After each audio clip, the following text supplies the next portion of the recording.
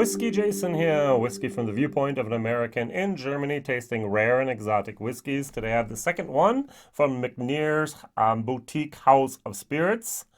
McNear Lum Reek blended malt Scotch whiskey, aged for 21 years.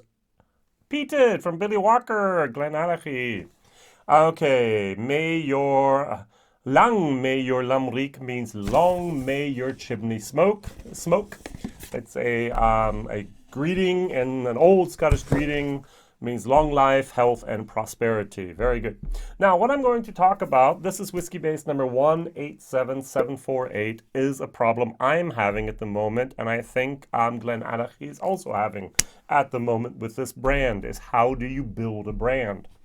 All right, so it's a real question that I've been thinking about lately because I'm bringing over some different brands at the moment from the US, rum and bourbon to Germany, and many of these brands are absolutely, they're all new here. They're non-existent. Many people have not heard of them.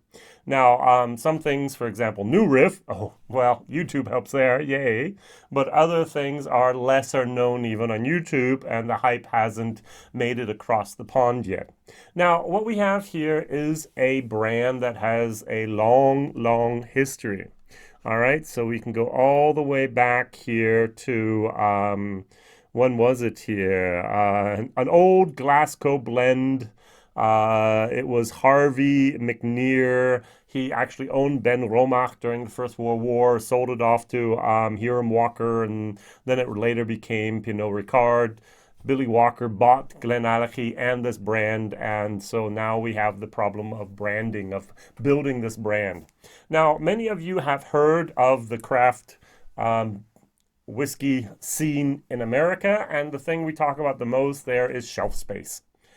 Many distilleries can make great whiskey, and you can actually have a little following of local people that can actually visit your distillery, pick up the newest bottle, you can talk to the people and so on, and really get some super fans, some evangelists really out there. But that's a 50-mile radius around your distillery. If you want to expand outside of that, you can't do it by physically being everywhere, talking to everyone and doing everything.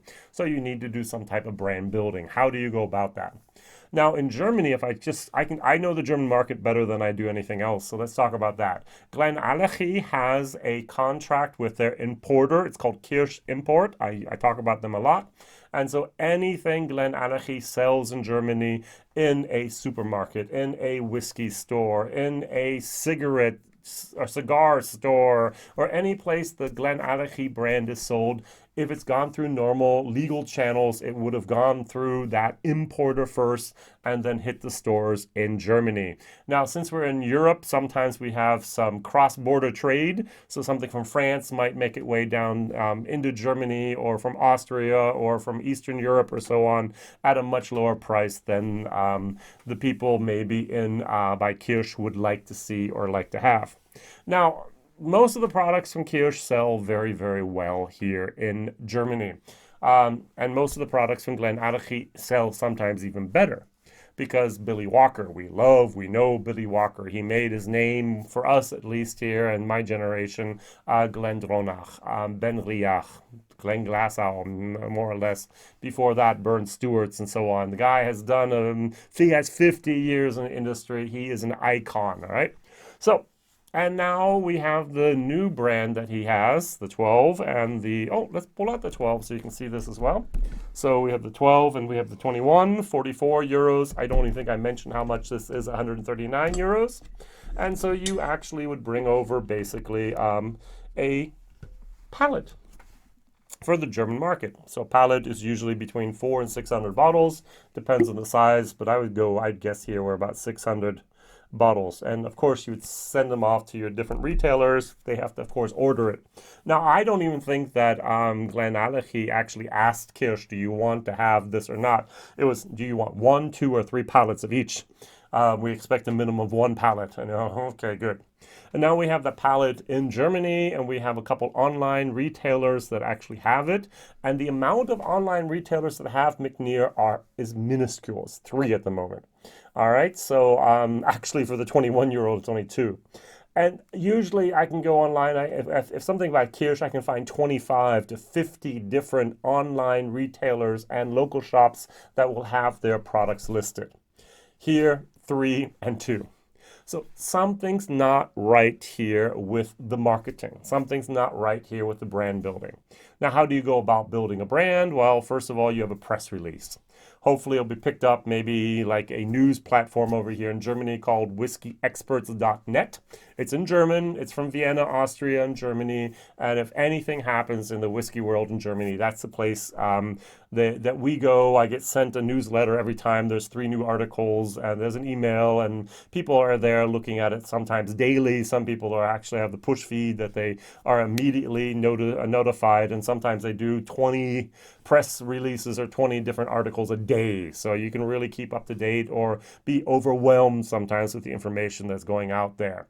So you could also, of course, have flyers and print material and so on and so on. You could build a website for this and so on. But normally one of the best ways to do this is liquid to lips. So you'd go to whiskey fairs, and Kirsch has many, many different stands at a whiskey fair with the different brands that they have. And this would be on one of them, and they would go, hey, you want to try this? Sometimes they'd actually say, the first one's free. If you want this, we can give that one as well. And, oh yeah, that's good.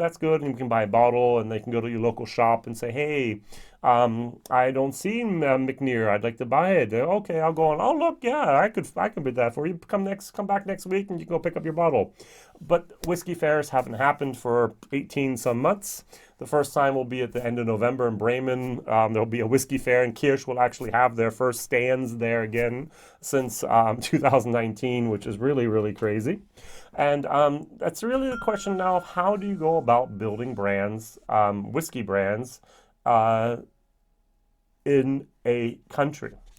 Language is a problem, so I have to do it with German over here. And so I want to ask you, my audience, to help McNear and to help me to understand what you as a consumer would expect.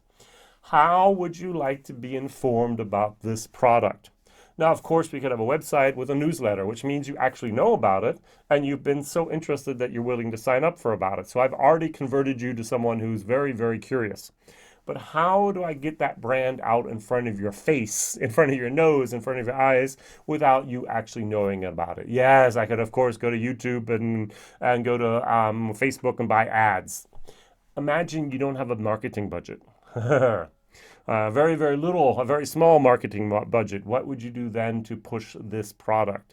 And this is not going to be the main focus of Glenallachie. This is a little thing on the side. This is a little bit of the ugly duckling. It is a blended malt Scotch whiskey. Yeah, people read the word blend and they go ah.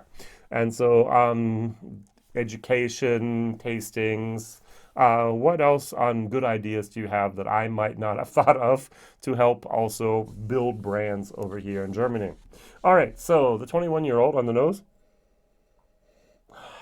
It's got a creamy vanilla. That virgin oak really comes through. I think I mentioned that, but we do have here a, so where was it? It says here, wow, I can't even see this today.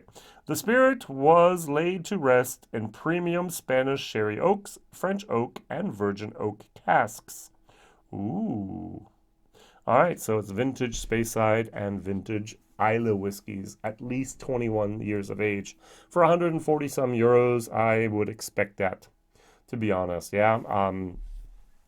Now, this is also a mix of the Glenallachie. Now, before Billy Walker got his hands on the Glenallachie to transform it into a Billy Walker product through his beautiful, beautiful cask finishings that he does, I had the opportunity to try a few of the 200-year anniversary of Glenallachie. Was it 200 years? Was it 100 years? Glenallachie's not that old, so I guess it'd be, oh, whatever. He bought the distillery, and it was that anniversary, and he put out some 0.5 liter bottles, and they were all not finished. And every single time, basically, I got was mineral grapefruit notes. And that's what I'm getting here as well. I'm getting a lot of mineral grapefruit note. If you watch my Glenallachie 18 review video, you'll see that I name, once again, the mineral grapefruit note there as well, because it had barely, I don't think I even had a year of time in the cask to be finished there. All right, so let's take a look at this. In comparison, it's soft, it's soft-spoken, it's a little bit reserved. The 12 pops much more. There's a little bit more of a peat note on there as well. I get a little bit like a creme brulee, a little bit like of a custard moment. This is good on the nose. Let's see how it tastes.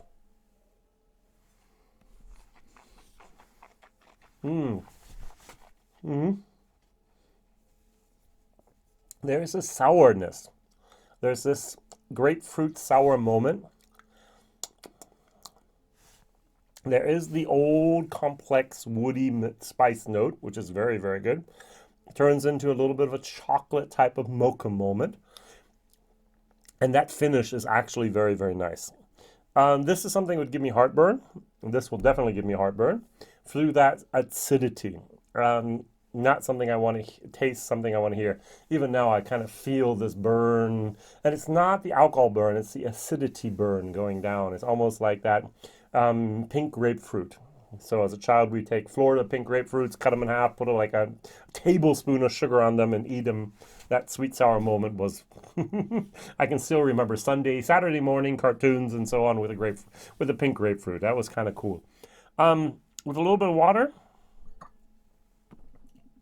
Now, this is a whiskey that is complexer than I'm used to be honest. There is a certain depth to this which the 12-year-old does not have. But the problem was for me is that the that complex wood spicy note was there and gone. It wasn't something that was there very long. I get the same thing with a Chivas Regal, which is a blended Scotch, not a blended malt Scotch, that there's that moment there. So, cheers.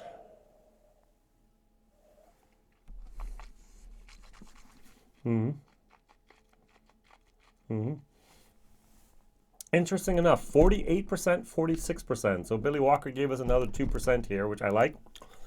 But I get that mineral, I get that grapefruit moment. I'm not a very big fan of this. I'm going to give it a C despite everything. There is depth, there is complexity, but value for money, still a D. I'm not willing to pay 140 euros plus for something that I'm not a really good fan of. Even though it is 21 years of age, even though it is a blended malt, which means no grain, just different single malts mixed together expertly through Billy Walker, then with that finish here, or with that maturation. If he did it, it's a finish with the virgin oak, with the Spanish oak, and also with the Spanish sherry cask with the French oak and the virgin oak. Yeah, okay. So I think one of the best ways for a brand to succeed in being built up is having fabulous products that give you that wow moment. If something goes wow and that's when you tell your friends about it. I think one of the most important things you can have is ambassadors, not brand ambassadors, evangelists, ambassadors, people that tell their friends, tell their buddies at the whiskey club, tell the people on social media, tell the people at a family reunion, hey, or bring the bottle with them. Hey, I found something that's absolutely awesome. You have to try this.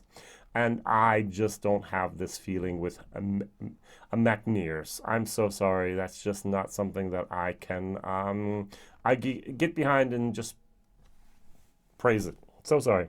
So for any tips about branding, brand building, please put that down in the link. You can contact me at WhiskyJason@gmail.com as well if you want to get a little bit more specific. Go for it. And the other question of the day is, what other 21-year-old blended malt Scotch can you recommend for under 150 euros, pounds, or dollars?